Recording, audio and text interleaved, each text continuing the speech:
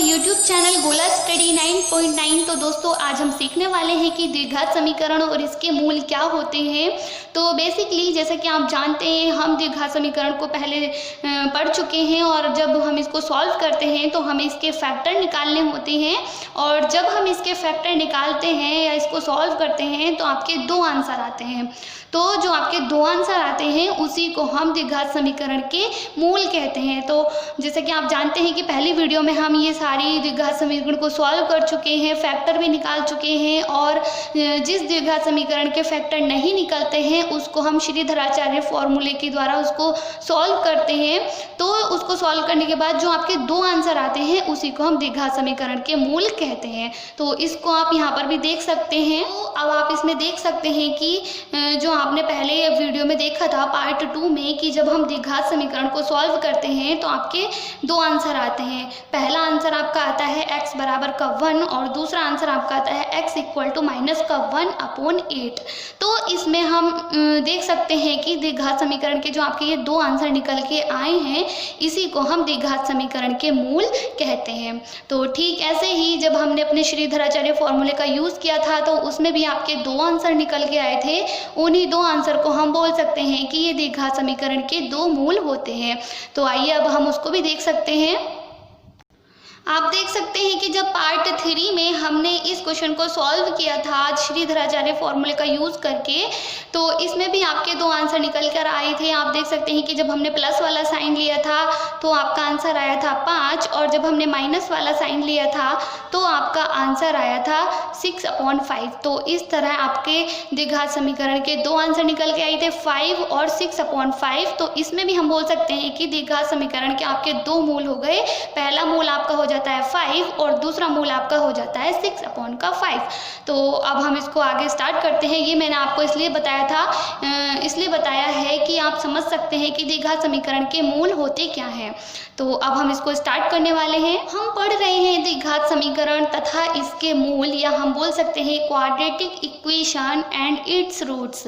तो सबसे पहले हम देखेंगे कि हमारी जो द्विघात समीकरण होती है, मान लीजिए आपकी द्विघात समीकरण होती है ax² प्लस bx प्लस का c इक्वल टू 0। ये आपकी द्विघात समीकरण की फॉर्म होती है। तो हम यहाँ पर मान सकते हैं कि द्विघात समीकरण के आपके दो मूल होते हैं। तो हम यहाँ पर लिखेंगे कि मूल या हम इसको लिख सकते हैं कि जो आपके रूट होते हैं द्विघात समीकरण के अल्फा होता है और दूसरा होता है आपका बीटा। तो इसको हम अल्फा पढ़ेंगे और इसको हम बीटा पढ़ेंगे। तो हम मान लेंगे कि आपकी द्विघात समीकरण के दो मूल ये होते हैं।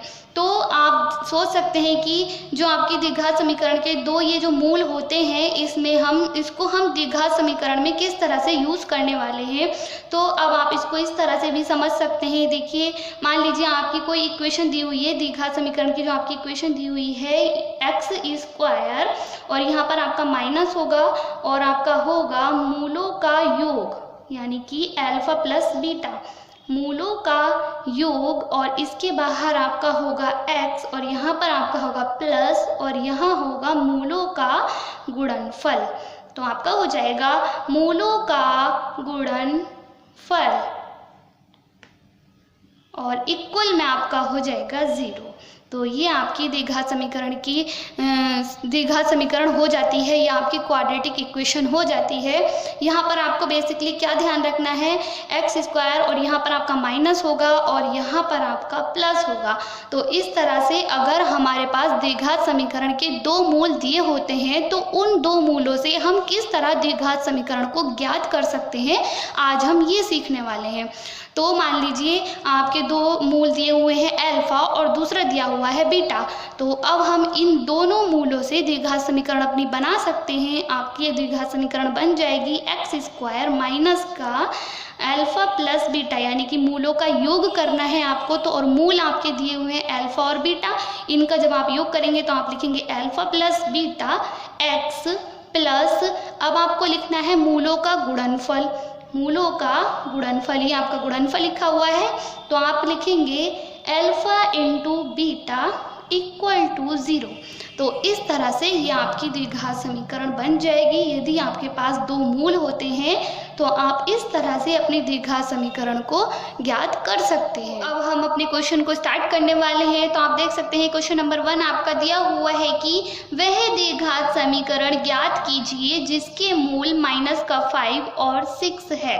तो इसमें आप क्या करेंगे, जो हमने पहले इक्वेशन देखी थी उसी में इन दोनों मूलों की वैल्यू को हम पुट कर देंगे और हमारे द्विघात समीकरण बनकर आ जाएगी। तो आप देख सकते हैं हम सबसे पहले लिखेंगे कि x², यहाँ पर आपका माइनस होता है और यहाँ होता है आपका मूलों का योगफल। तो हम लिखेंगे मूलों का योगफल और यहाँ पर आप x लिख देंगे और यहाँ आप प्लस लिखेंगे और यहाँ पर आपका होता है मूलों का गुणनफल।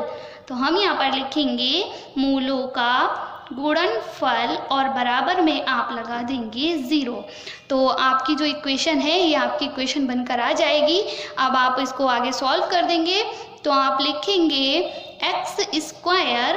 x² माइनस मूलों का योगफल, मतलब -5 और +6, इन दोनों को ऐड कर देंगे और यहाँ पर x लिखेंगे, फिर इस प्लस को लिखेंगे और यहाँ पर दिया हुआ है मूलों का गुणनफल। तो आपके जो ये दोनों मूल दिए हुए हैं इनकी आपस में आप गुणा कर देंगे और इक्वल में आप 0 लिख देंगे। अब आप क्या करेंगे, आप इन दोनों को सॉल्व करते जाएंगे। जो आपकी इक्वेशन दी हुई है इसको आप सॉल्व करेंगे तो आपका बन जाएगा x² माइनस, जब आप इसको सॉल्व करेंगे तो आपका बन जाएगा प्लस का 1 और प्लस के 1 की गुणा जब आप x से करेंगे तो आपका x बन जाएगा यहाँ पर, और यहाँ पर आप लिखेंगे प्लस, इस वाले प्लस को आप यहाँ लिखेंगे, इसकी जब आप आपस में गुणा करेंगे तो आपका बन जाएगा -30 और इक्वल में आप 0 लिख देंगे। अब आप इसको आगे सॉल्व करेंगे तो आपका बन जाएगा x² माइनस x और प्लस माइनस आपका माइनस हो जाएगा और 30 हो जाएगा, यहाँ पर आप 30 लिख देंगे इक्वल टू 0। ये आपकी द्विघात समीकरण बन जाएगी और यही आपका आंसर हो जाएगा। तो इस तरह से यदि हमें द्विघात समीकरण ज्ञात करनी होती है और उसके हमें मूल दिए होते हैं तो उसके मूल के द्वारा ही हम किसी भी द्विघात समीकरण को आराम से ज्ञात कर सकते हैं। ठीक ऐसे ही अब आप नेक्स्ट क्वेश्चन देखिएगा। क्वेश्चन में आपको दिया हुआ है कि क्वेश्चन नंबर 2 आपका है, यदि मूल 2 + √3 तथा 2 - √3 हो तो द्विघात समीकरण को ज्ञात कीजिए। तो इसमें भी आपको 2 मूल दिए हुए हैं और आपको द्विघात समीकरण ज्ञात करनी है, या हम बोल सकते हैं आपको 2 रूट दिए हुए हैं और आपको क्वाड्रेटिक इक्वेशन को फाइंड आउट करना है। तो अब आप इसमें क्या करेंगे, सेम ऐसे ही करेंगे जैसे आपने पहले वाला क्वेश्चन किया था। तो आप सबसे पहले यहाँ पर लिखेंगे कि x² माइनस, यहाँ पर आपका होता है मूलों का योगफल। तो आप लिखेंगे मूलों का योगफल और बाहर आप लिखेंगे x, इसके बाहर आप लिखेंगे x और यहाँ पर आप लिखेंगे प्लस, यहाँ पर आपका हो जाएगा मूलों का गुणनफल और को लिखने के बाद आप यहाँ पर लिखेंगे इक्वल टू 0। अब आपको क्या करना है, ये जो आपको मूलों का योग और मूलों का गुणनफल है इसकी वैल्यू आप यहाँ पर रख देंगे और इसको सॉल्व करते जाएंगे और आपकी द्विघात समीकरण बनकर आ जाएगी। तो आप देख सकते हैं हम इसको किस तरह से सॉल्व करने वाले हैं। आप लिखेंगे x² माइनस मूलों का योगफल, यानी कि पहला मूल आपको ये दिया हुआ है और दूसरा मूल आपको ये दिया हुआ है, तो आप इन दोनों को ऐड करेंगे। तो पहला मूल है आपका 2 + √3 और जब आप यहाँ पर प्लस का साइन लगाएंगे और दूसरे मूल को भी आप यहाँ पर लिखेंगे और फिर आप बड़ा वाला ब्रैकेट लगा देंगे और बाहर आप x लिख देंगे। यहाँ पर आप प्लस लिखेंगे और यहाँ पर आप इन दोनों मूलों का गुणनफल कर देंगे। ये जो आपके 2 मूल दिए हुए हैं इनका आप यहाँ पर जब गुणनफल करेंगे तो आपका हो जाएगा 2 + √3 इंटू 2 - √3, यहाँ पर आप बड़ा ब्रैकेट लगाएंगे इक्वल टू 0। अब आप इसको सॉल्व करते जाएंगे तो आप आगे लिखेंगे x² माइनस 2 + √3, इस छोटे ब्रैकेट को आप हटाते जाएंगे। यहाँ पर प्लस है तो प्लस की जब हम अंदर गुणा करेंगे तो आपका प्लस का प्लस हो जाएगा, प्लस प्लस आपका प्लस हो जाएगा, 2 लिखेंगे और जब प्लस की गुणा आप अंदर करेंगे प्लस माइनस आपका माइनस हो जाएगा और यहाँ पर हो जाएगा √3 और इस x को आप सेम ऐसे ही लिख देंगे। अब आप देखेंगे कि यहाँ पर ये आपका बन रहा है, एक फॉर्मूला आपका बन रहा है। तो आप देख सकते हैं अगर हम इसको 2 को a मान लें और स्क्वायर रूट 3 को हम b मान लें तो आपका हो जाएगा a प्लस का b और यहाँ पर हो जाएगा आपका a माइनस का b। और ये आपका एक फॉर्मूला होता है, आपका फॉर्मूला होता है a square minus b square equal to a plus b into a minus का b।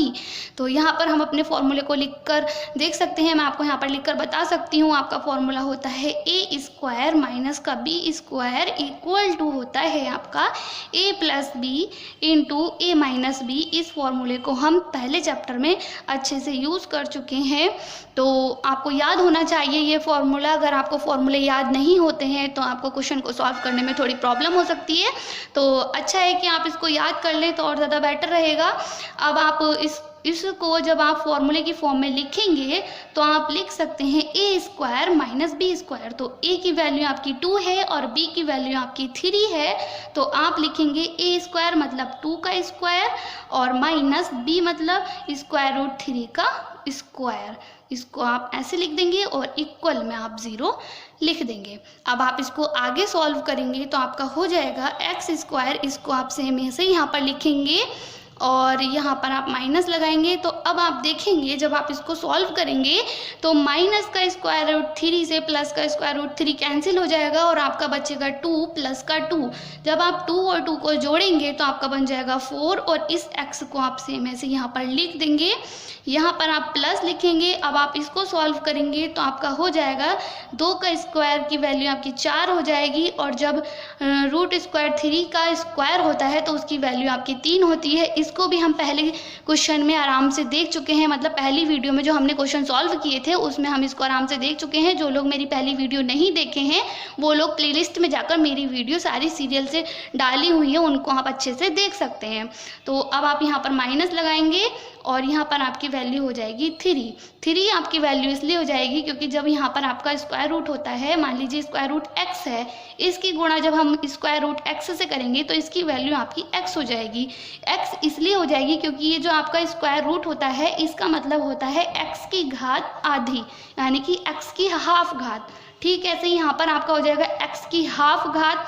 और जब आप देखेंगे कि यहाँ पर ये आधार बराबर है, x है, तो जब हम गुणा में करते हैं तो गुणा में आपकी घातें जुड़ जाती हैं।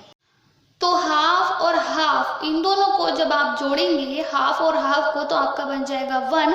तो हम बोल सकते हैं आपका हो जाएगा x की पावर 1 और x की पावर 1 को हम लिख सकते हैं x। तो इसीलिए आपका यहाँ पर स्क्वायर रूट 3 का जब हम होल स्क्वायर करेंगे तो आपकी वैल्यू हो जाएगी 3।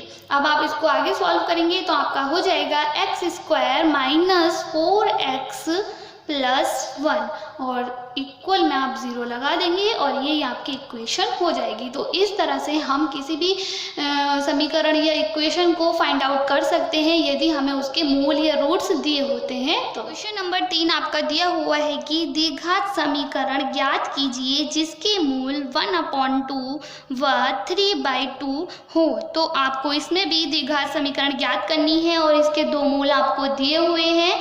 तो हम सबसे पहले क्या करेंगे, हम अपने फॉर्मूले को लिख देंगे। आपका फॉर्मूला जो होता है एक्स स्क्वायर, यहाँ पर आपका माइनस होता है मूलों का योगफल, यहाँ पर आपका होता है मूलों का योगफल और बाहर आप लिखेंगे ब्रैकेट के बाहर x, यहाँ पर आप प्लस लगाएंगे और लिखेंगे मूलों का गुणनफल, यहाँ पर आप लिखेंगे मूलों का गुणनफल और इक्वल टू आप लिख देंगे 0।